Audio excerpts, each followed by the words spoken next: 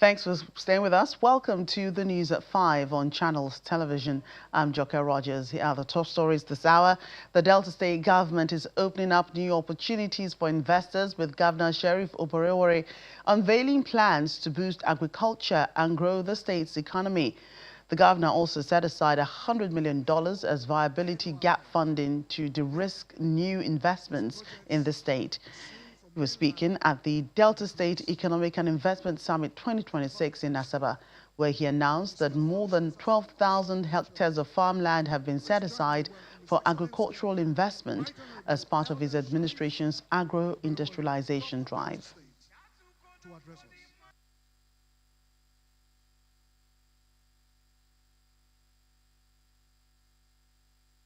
Our goal today is to partner with prospective investors with overriding objective of building a modern economy that is strongly diversified and therefore can withstand external shocks in line with the policy imperatives of the more agenda of this administration.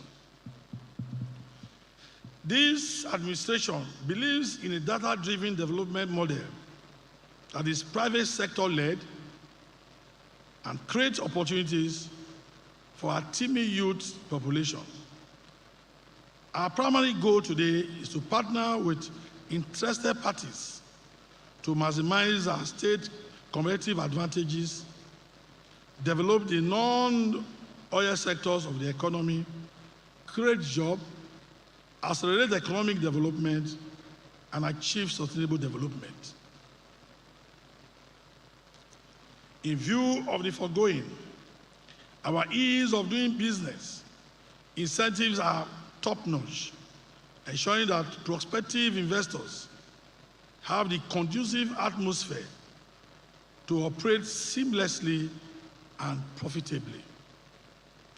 The establishment of the Delta State Ease of Doing Business Council, chaired by me, is one of the major reforms we have undertaken to enhance the ease of doing business in the state. Also worthy of note is the granting of waivers of payment of tenement rates, fees, levies, and other charges to investors for up to 5 years after commencement of business. And delivering a keynote address at the summit, Director General of the World Trade Organization, Dr. Ngozi Okonjo-Iweala, cautioned that long-term prosperity will remain out of reach until state actors prioritize institutional integrity, transparent resource allocation, and measurable public delivery. She says a major issue with Nigeria's development effort is that the country lacks the necessary maintenance culture to develop a nation. Endowments alone do not add value. Budgetary allocations alone do not lead to new roads, to good maintenance. We lack a maintenance culture in the country. I have to say that I'm Nigerian. We need better ports and digital infrastructure and lower trade costs. Execution is what matters. And successful execution requires focus. It requires prioritization.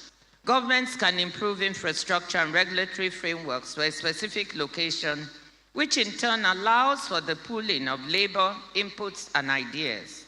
With Delta State's gas assets that we've heard about, and working with the federal government, this is key, working with the federal government, you have an important ingredient for the essential infrastructure. As part of efforts to effectively combat insecurity in the country, the Director of Training at the Defense Headquarters, Major General Shaibu Nuhu, is advocating improved strategic collaboration within the Armed Forces of Nigeria and other security agencies. General Nuhu made the call during the 2026 Strategic National Security Exercise in Abuja, where he represented the Chief of Defense Staff, General Olufemi Oluyede.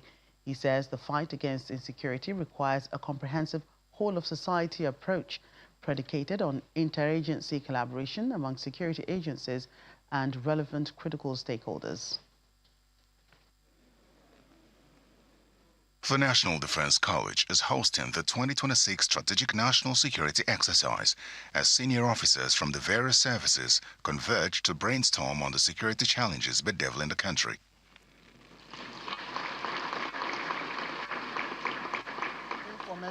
The Strategic National Security Exercise is aimed at providing participants of the National Defense College Course 34 with an opportunity to analyze complex scenarios and review strategic decision-making processes. The conduct of this exercise reflects our collective recognition that contemporary security challenges are increasing, multifaceted, and cannot be effectively addressed through isolated institutional or single service approach. Terrorism, insurgency, maritime insecurity, cyber threats, transnational crime, resource competition, and other emerging security concerns demands integrated planning, strategic foresight, and coordinated national response. As Nigeria continues to confront insurgency and other emerging security threats, the Director of Training at the Defense Headquarters, who represented the Chief of Defense Staff, General Olufemi Oluyede, at the event, harps on strategic interagency collaboration. This exercise represents a significant milestone in our collective pursuit of excellence in professional military education and strategic preparedness. The coming together of the National Defense College and services or colleges for a single integrated strategic exercises reflect our shared commitment to fostering a truly joint military culture capable of addressing the increasingly complex and dynamic security environment confronting our nation. The exercise is an initiative that brings together participants from the National Defense College and services war colleges in a unified strategic exercise designed to strengthen jointness, enhance critical thinking, and foster shared understanding of Nigeria's complex national security environment. Serving and retired academic staff of the University of Ibadan have donated cash support of close to 6 million naira to rescued school children, teachers, and bereaved families affected by the deadly kidnapping attack of May 16 on 3 schools in Orire local government area of Oyo State. The donation was presented to the beneficiaries during a ceremony at the Ogbomoso Zonal Office of the Oyo State Teaching Service Commission on Wednesday. The intervention followed the rescue of the 44 victims, including teachers and pupils, by a joint security operation after they were abducted and held captive for nearly 2 months. Members of the University of Ibadan Ad hoc Committee on Support for Orire abduction victims are meeting them at the premises of the Teaching Service Commission, Ogbomoso, Oyo State. They're here to show their solidarity and support for the teachers and pupils, as well as spouses of those who lost their lives.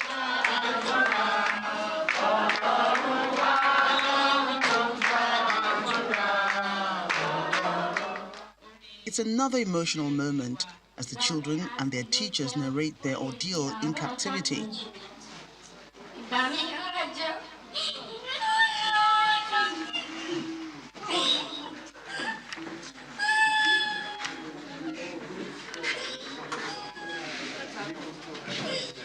Some of the children can barely make out sentences, while their teachers, though appearing stronger, are still visibly shaken by the traumatic ordeal. We're so uncertain that anytime we wake up, we don't know what will happen next, because sometimes they might just come down, we will kill one of you today. We will start crying and we don't know who they will pick. And who should they pick? It should not be anybody. And sometimes when we take breakfast in the morning, we don't know if there is going to be dinner. And sometimes when I look at these children, I just cry because so many of them were so emaciated that their bones were showing. Even the teachers, there was a particular time I went to the bush to ease myself. When I opened my gown, I looked at myself and I was crying because this is not me. And sometimes when I even remember that I left a baby at home, it used to give me a, it was, We give all the glory, honor, and adoration to Almighty God, because God kept us throughout this period. These children, I thank God on their behalf. You know, we are adults. There are a lot of things we can manage. But when I look at them, when you see them without clothes on, you will not be able to do for long. So we didn't know then that the whole world was praying for us, because fear was actively weaponized. They made sure that at every point we were afraid. It was when we got out that we knew that we were not alone at all. So it was then that I started thinking that God must have been in the story, because we will have brought back maybe half of them. So I thank God for that. The committee also commiserates with widows of teachers who lost their lives, noting that the deaths of their spouses will not be in vain. Addressing other victims, leader of the committee, Professor Ezekiel Ayola, notes that the group came together to contribute cash support to help them. Today we are celebrating the mercy of God and the glory of God that these children were rescued, the pupils and their teachers. We have to believe that God has a purpose for these children. And that is why we do not allow them to perish in captivity. The Inspector General of Education, Ogbomosho Zone, Mr. Olubumi Adisa, describes the donation as a demonstration of the social responsibility of the academic community. On the social media, we have a lot of things, discourse, arguments about who is to blame. But while people are busy doing all this, you are busy thinking. This is a product of good thinking. That you have gathered together 5,885,000. It's not as if you don't have what you use the money on, but the humanity in you overwhelmed other reasoning, and you are here. The school principal, Mrs. Rachel Alamu, thanks the University of Ibadan scholars for the gesture. She also appeals to Nigerians home and abroad to support the rehabilitation of the victims, noting that a lot of resources will be required to aid their full recovery.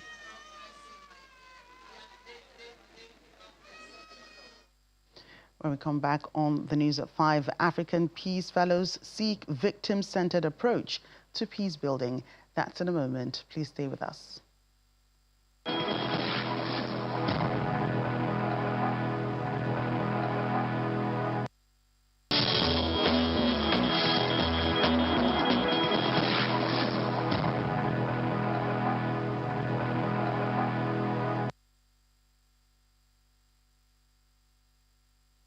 Welcome back. As violent extremism continues to threaten peace and stability across Africa, stakeholders are calling for a shift from conventional security responses to a victim-centered approach that prioritizes healing, reconciliation, and sustainable peace.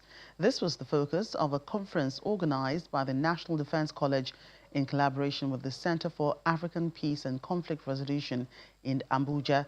Participants say restoring the dignity of victims and rebuilding fractured communities will address the devastating impact of violent extremism.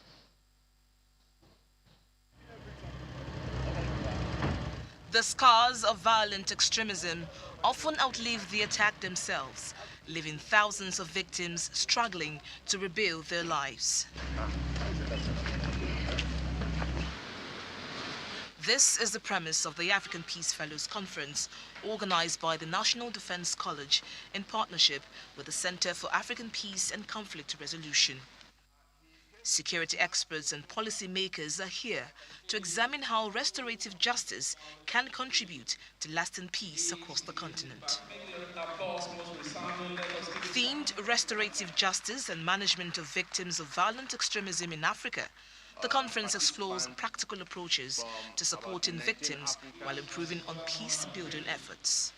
While security operations remain indispensable in confronting these threats, sustainable peace demands much more than military substitution. It requires healing, justice, reconciliation, community resilience, and the restoration of human dignity. These are the ideas that define restorative justice and make this conference both timely and strategically important.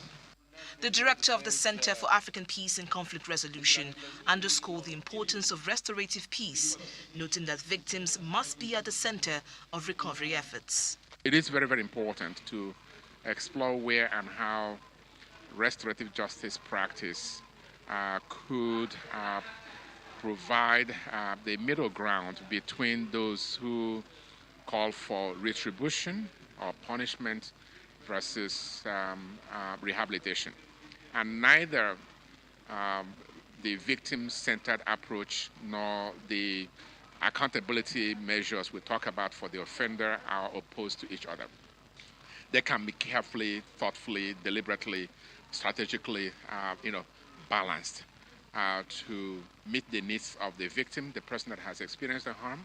For some of the participants, collaboration is essential to tackling the evolving threat of violent extremism. Reconciliation is the way to go because, it brings people to understand the problems of stereotyping, victimization, and, cultural rigidities that are hindering people to unite and do developmental work together in their different countries. And this is the most forward, approach to resolving conflicts for once and for all. For stakeholders here, defeating violent extremism goes beyond security operation. They believe restoring hope, dignity and justice to victims remains essential to building resilient communities and achieving lasting peace across the continent. From Abuja, Victoria Longjohn, Channels Television News. To politics now, with the Osun State governorship election barely 2 weeks away, political developments surrounding the exercise continue to generate reactions with renewed calls for security agencies to maintain law and order and protect the integrity of the electoral process. Speaking on our morning program, Sunrise Daily, former presidential candidate of the National Conscience Party in the 2011 election, Dele Momodu, describes the situation in Osun State as political muscle flexing, dismissing allegations that Governor Ademola Adeleke influenced the electoral process. On the ascension of the umpire, INEC, I think INEC has a lot of work to do and a lot of grounds to cover for majority of Nigerians to believe they are serious as an umpire. The impression currently is that INEC is impotent, and you cannot blame Nigerians for that.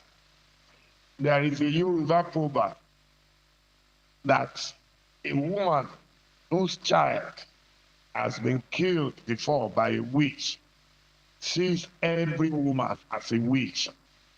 So INEC had always dashed the hopes of Nigerians.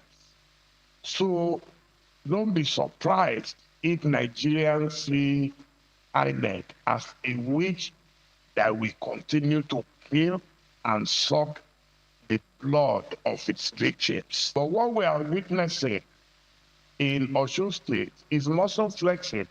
It has nothing to do with the governor. So it is INEC that will now need to interact more with the security agencies and ensure that they can maintain law and order. I do not see anywhere that the governor, a man who is permanently happy, is probably the happiest politician in Africa. That's why you see him dancing and singing all the time. So such a man is working hard in the state. It's glaring, it's obvious, and I don't see him as someone who will corrupt INEC or anybody. Those who will try to corrupt INEC are those who want to rig, those who have nothing to show. In Ondo State, the federal government is working on tracing the source of the widespread flooding that occurred in some parts of the country, and in order to prevent such occurrences in the future. The Controller of Works, Ondo State, says intense precipitation due to impact of climate change is the main cause of this flooding. He says the federal government is already working on identifying the source of the flood and rectifying it in time to prevent future occurrences. He was speaking on behalf of the Minister of Works, Mr. Dave Umahi.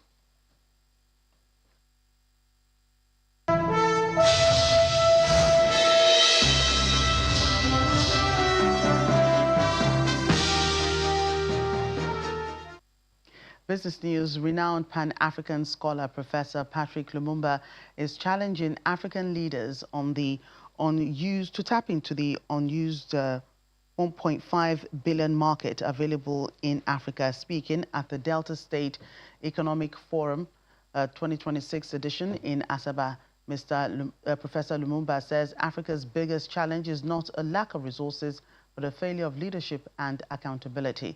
He's asking governments to move beyond political rhetoric by implementing policies that promote transparency, industrialization, innovation, and value addition. With all the resources that we have, whether we are talking about agriculture, whether we are talking about minerals, whether we are talking about oil, whether we are talking about pharmaceutical sectors, whether we are talking about the blue economy, what are we doing that is in keeping with the demands of the 21st century? The world now talks about the fourth and fifth industrial revolution. The world now talks about artificial intelligence.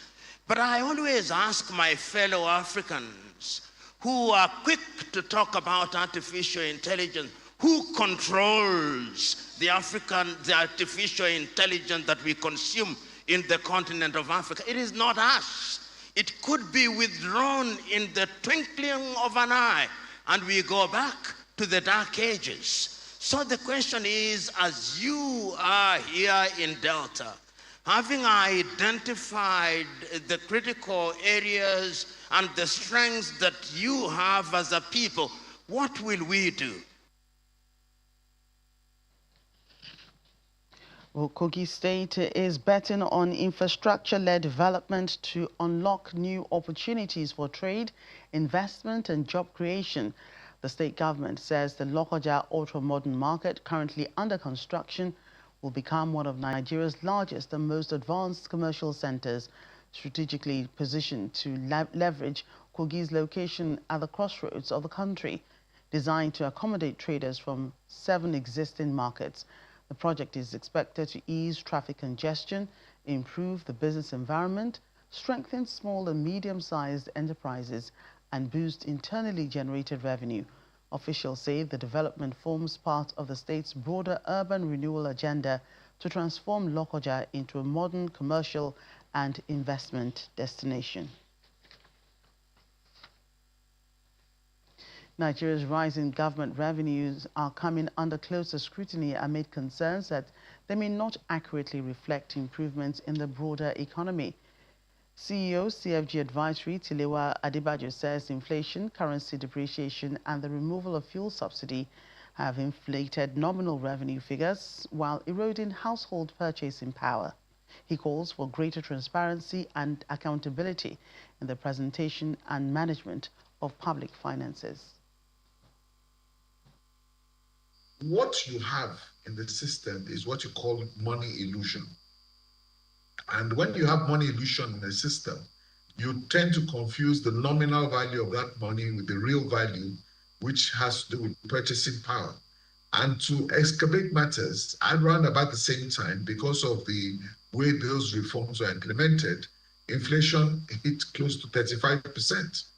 So the triple effect of removal of subsidy, currency devaluation, and inflation going to 35% has just created a money illusion. So we're seeing a lot more money, and we think that that money has real value in terms of real purchasing power. But what we have is money illusion.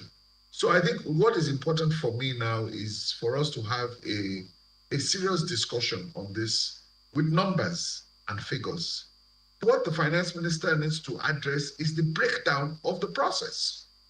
because we have a process and we have to go back to that. We follow that process. That is what we depend on from the public side. It is information that is released to the public that we look at. So all these your increased revenues that you are allocating to the state governments, that's money illusion. That's as a result of inflation, devaluation, and removal of subsidy.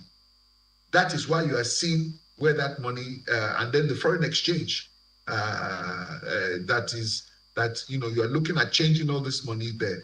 So yes, there are issues with transparency, there are issues with accountability, and there are issues with process. So these are the three things that need to be resolved. That's the news at 5. Thank you for watching. I'm Joker Rogers.